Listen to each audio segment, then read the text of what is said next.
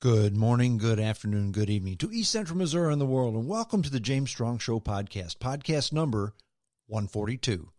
Thank you for joining us. Thank you for making us a part of your day. I appreciate it. This podcast was recorded on the morning of Saturday, October the 5th, in the James Strong studio in western St. Charles County. The weather has finally broken here in mid-America. For the longest time, we've had summertime weather well into October. I was on the East Coast this week in the Carolinas where the temperature was around 100 degrees every day, or at least Tuesday, Wednesday, Thursday, Friday, around 100 degrees every day.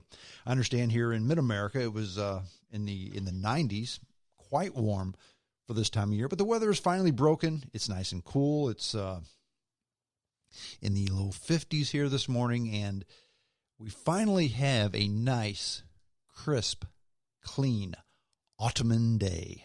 So autumn has finally come to mid-America. Wonderful.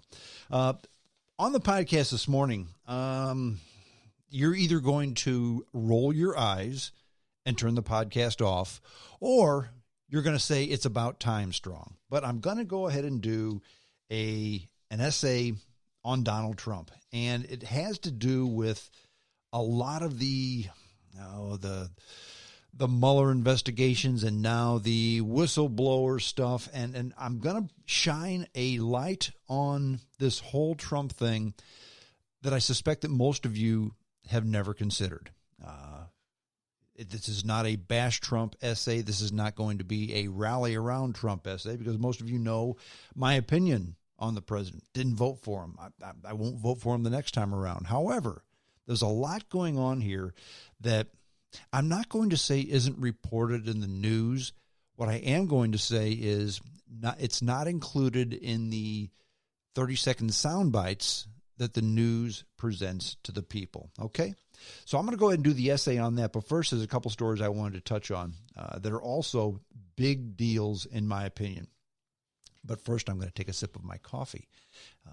A nice Colombian blend coffee that I ground this morning myself. Wonderful. Quite tasty indeed. The first story I'm going to touch on briefly before I get to my essay is the Amber Guyger shooting. She was the cop who shot a innocent man, guy named Bonham Jean. He's a fellow from, I believe, St. Croix. Amber Guyger was a police officer. She was distracted after a long day, for whatever reason, went into the wrong apartment, opened the door because the door wasn't locked, and she sees a guy sitting in what she thinks is her chair, and she shoots him dead because she thought he was a burglar. Well, he wasn't a burglar. He was a guy sitting in his own house watching television, eating ice cream, and she shot him dead. This whole thing, I'm not going to say it has been blown out of proportion, because anytime an individual kills an innocent human being, it's a big deal, okay? But this was a white cop who shot a black man. Okay, and this wasn't a Michael Brown thing. Did he deserve it or not? Was he aggressive or not? This was a black man sitting in his own house, watching television, eating ice cream. Somebody comes into his house. He stands up, and she shoots him dead. Now, there's no way you can paint this as, it's just too bad. It was just an accident. This was a person in authority, a police officer, who killed a guy sitting in his own house, minding his own business, watching television, eating a bowl of ice cream. There's no way you can paint this in any way but she screwed up big time, and a man paid with his life. She was found guilty. She got 10 years. Now, you can argue whether that was enough or not. I've seen so many postings by people on the internet, many of which I respect, and I believe they've got this all wrong. So many people are pointing this as, this is just one more case where a white cop is just shooting a black man for no reason. No, no, No. And by the way, the system didn't work. Whitey screwed the black man again. No, no, no. The judge was black.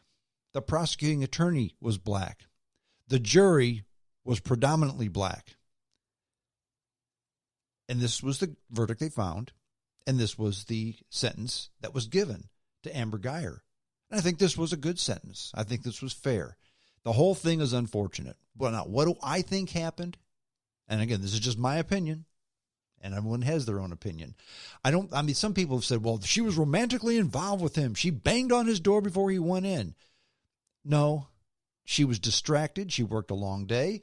She was sexting with her boyfriend or whoever it was. So she was definitely distracted, thinking about other stuff. She went to use her electronic key on her door. It didn't work. So she banged on it. The door opened because it wasn't locked. And here she sees somebody sitting in what she thought was her house, and she shot him dead because she said he lunged at her. Well, I don't think he lunged at her. I think he ate a bowl of ice cream. He saw an intruder coming into his house, so he stood up like anyone would do, and he paid with his life. This was a person of authority, a police officer, who made a huge mistake. Now, this isn't like a mistake. You put salt in your coffee instead of sugar. This was a mistake. You took out a gun and killed an innocent person. It's not about race. It's not about cops. It's about a person who screwed up big time. And friends, when you screw up big time in society, especially when you screw up and you take a life, you need to pay with your life. It's not about race. It's not about romance. It's not about cops. It's about a person who screwed up big time and killed another person. And anybody who thinks it's other than that, you're grasping at straws. Story number 2, it has to do with, let me get my water. You can't have coffee without water. The Joker movie comes out. I think it comes out this weekend. Again, Hollywood has no imagination. Every book is about a comic book hero nowadays, okay? And the Joker is a spinoff from Batman, who's a comic book hero. So there's absolutely no creativity. However, everything I read about this story says that this is a well-made picture that kind of makes you think, okay, maybe, maybe not. I'm probably not going to see it. I may see it on an airplane one day. But Joaquin Phoenix, fine actor, plays the Joker, a misfit turned anarchist, okay? That's what this story is all about. And everybody's up in arms. Let me rephrase that. People in authority, the government, the police, whatever, are up in arms because they have concern over what they call the incels, okay? And they think these incels are going to cause problems during the movie because they relate to the problems of the Joker.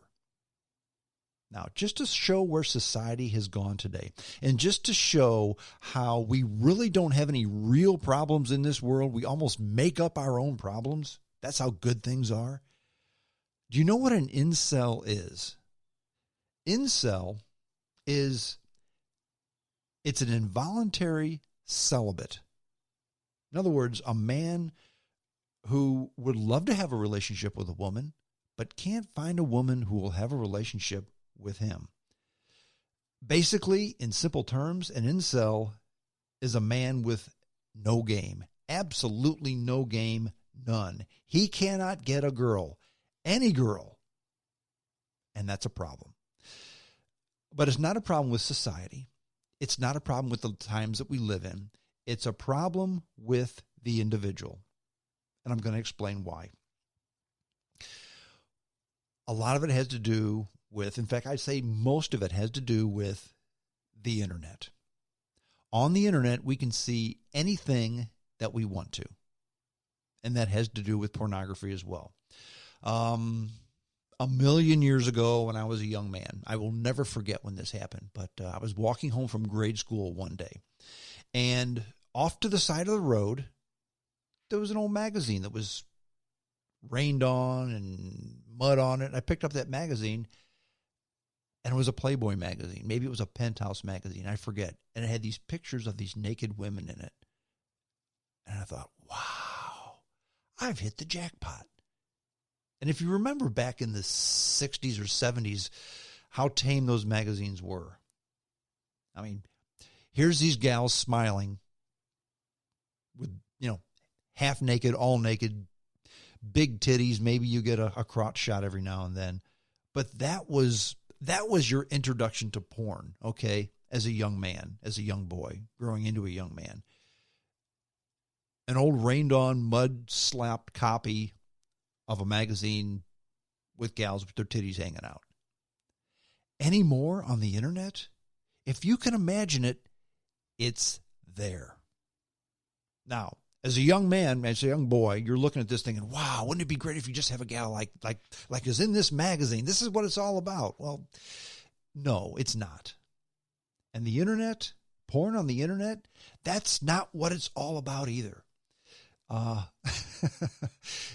These are fantasies that are put out by people so you watch it and they make money. It's not real. It's not reality. It has nothing to do with reality. And for some reason, these incels sit in their mom's basement and think that this is how the whole world lives, and I don't, and it's somebody else's fault, and they get angry.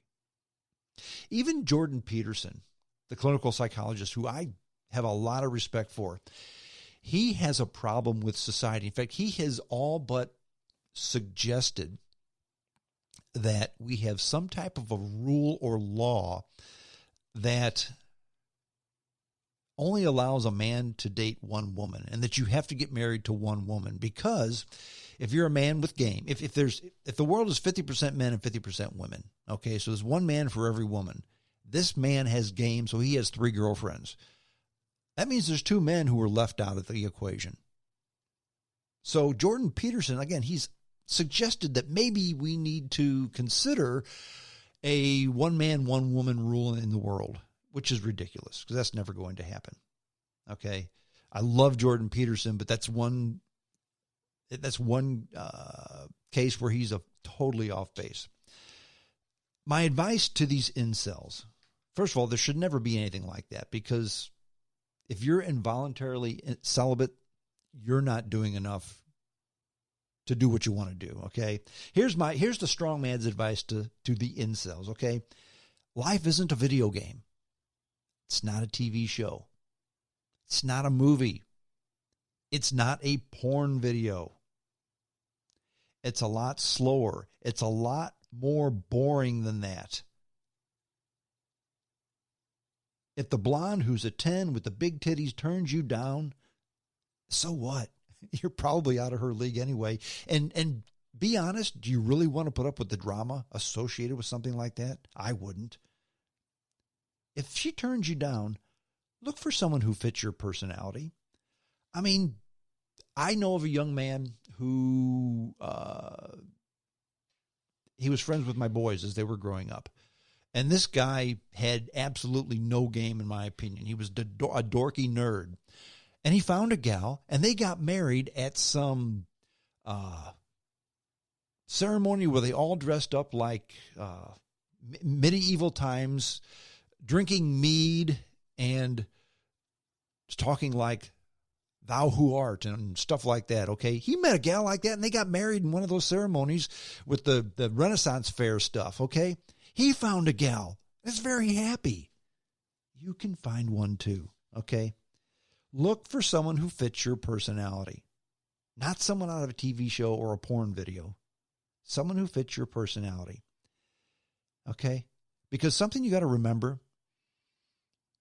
the gals in the magazines, the gals on television, the gals on the movies, the beautiful ones, the pretty rubs off of all people. The pretty rubs off of all women eventually. All of them, no exception. So you have to look for something deeper. And if you simply cannot find someone who fits your personality, I mean, that's after you've really looked hard for many, many, many years. I mean, you can't find anyone. Not, you know what, she's the perfect fit, but she's 15 pounds overweight, so forget her. I don't mean that. I mean, you can't find anyone. Friend, then you need to alter your personality. The translation? It's not the rest of the world. It's you. Adapt accordingly. Before I get into my essay, I have to ask the question, are you enjoying the podcast?